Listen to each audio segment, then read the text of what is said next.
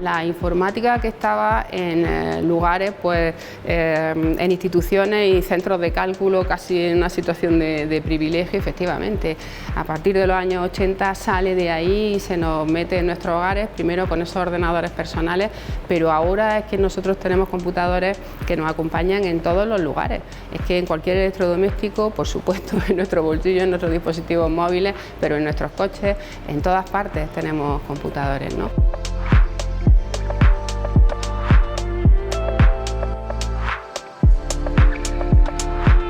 Se cumplen 50 años de la creación del entonces Centro de Cálculo de la Universidad de Granada, que hoy es el Centro de Servicios Informáticos y de Redes de Comunicación.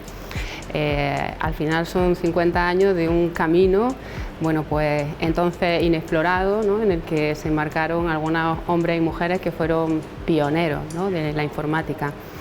Y desde entonces hasta ahora pues tenemos un centro que se ocupa de dar servicio en una universidad que tiene 7 campus, 5 en Granada, pero otros 2 en otro continente, son los campus de Ceuta y de Melilla. El primer periodo en el centro, los 12 primeros años que estuve yo de director, del año 72 hasta el 80 y tantos, pues fue un periodo muy duro porque claro, partíamos de cero y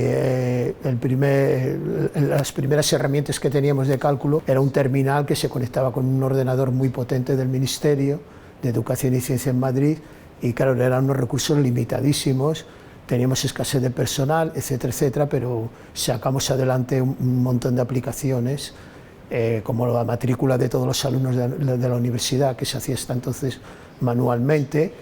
O sea, nosotros en la década de los 70, además en el centro de cálculo, como los profesores no sabían programar, teníamos un equipo de personal para hacer programas de ordenador y hacíamos programas de astrofísica, programas sociales, de localización de epicentros de terremotos, en fin, diseño automático de circuitos electrónicos, una variedad impresionante de trabajos, ¿no? Entonces esto fue un revulsivo pues, para toda la investigación en la universidad.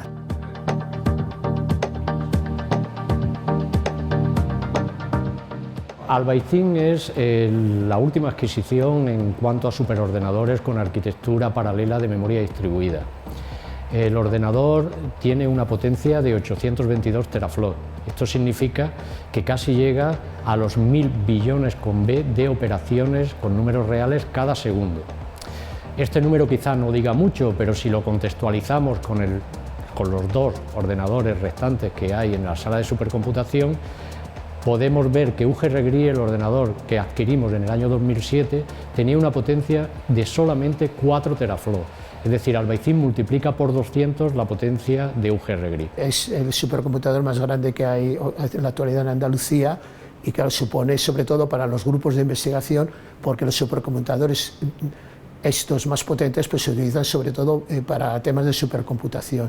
Y entonces hay programas que se realizan a lo mejor en 1 hora, que si no tuviésemos un supercomputador tardarían en realizarse pues, del orden de 500 años, ¿no? Yo he hecho cálculos, la potencia de cálculo que tienen pues, son del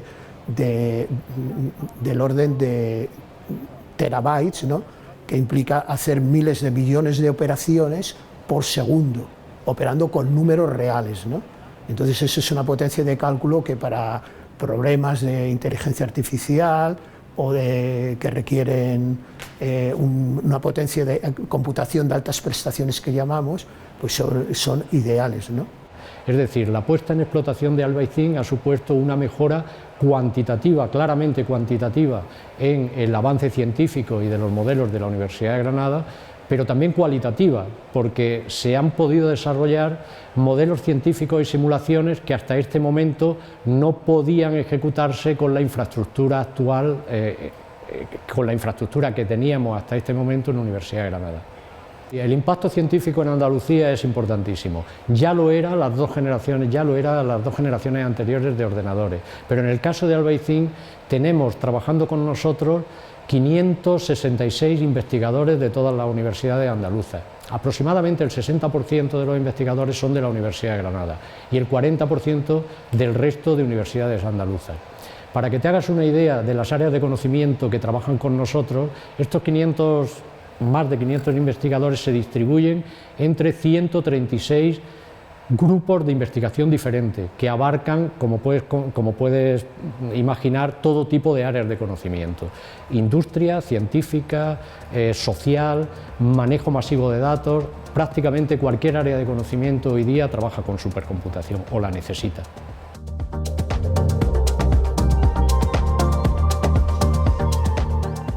En estos 50 años la evolución de la informática es impresionante.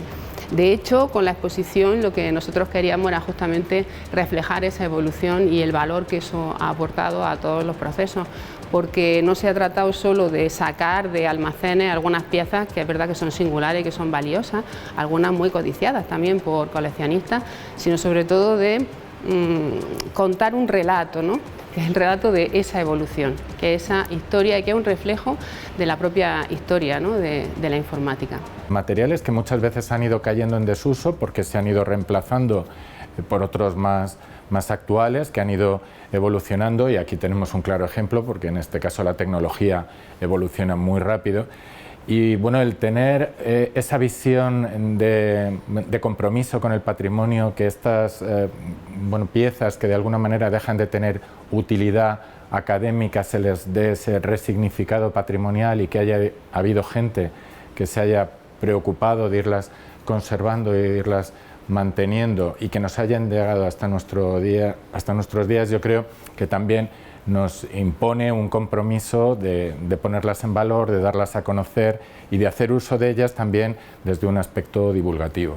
Pero luego hemos dividido ese viaje en décadas. La primera década de los 70, que corresponde con la creación del centro, donde la computación se hacía en remoto, ¿no? Como os decía antes.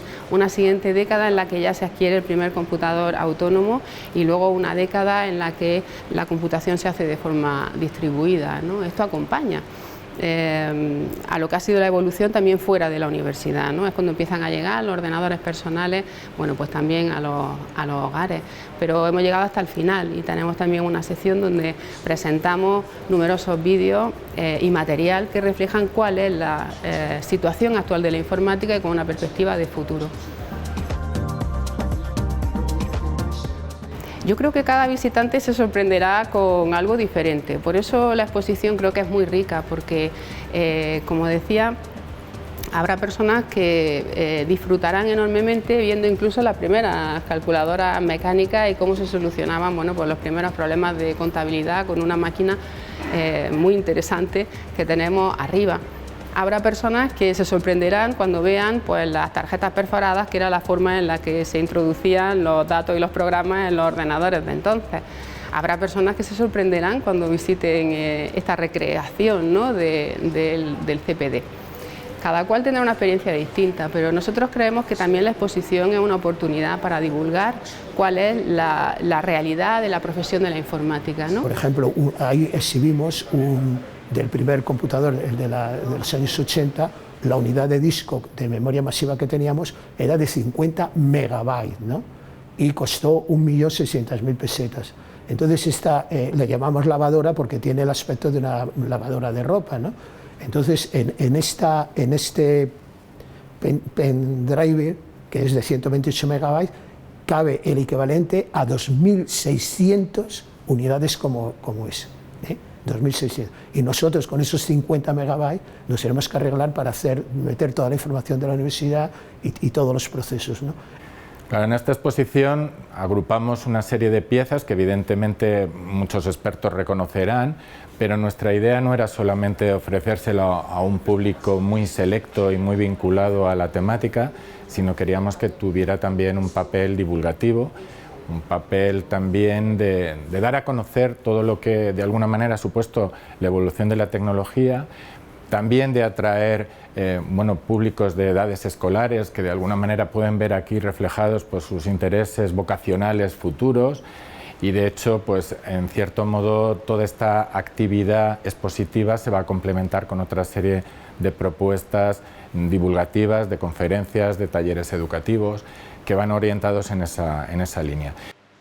Y en fin, que es prácticamente impensable o inimaginable hasta dónde podemos llegar, ¿no?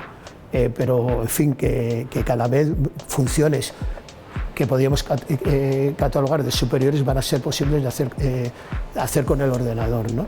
Y a mí, yo llevo muchos años en la informática, pero cada semana no dejo de sorprenderme con las aplicaciones que se están desarrollando, ¿no? Y lo que tenemos, yo creo que ahora es preocuparnos mucho y ocuparnos de establecer unos límites razonables que tienen que ver con la ética y que tienen que ver también, bueno, pues con la seguridad, para que toda esa evolución y todos esos sistemas efectivamente queden a nuestro servicio y sean siempre en beneficio de todas las personas. Podemos avanzar mucho en ese terreno. La tecnología no tiene límites, ¿no? Los límites los ponemos nosotros.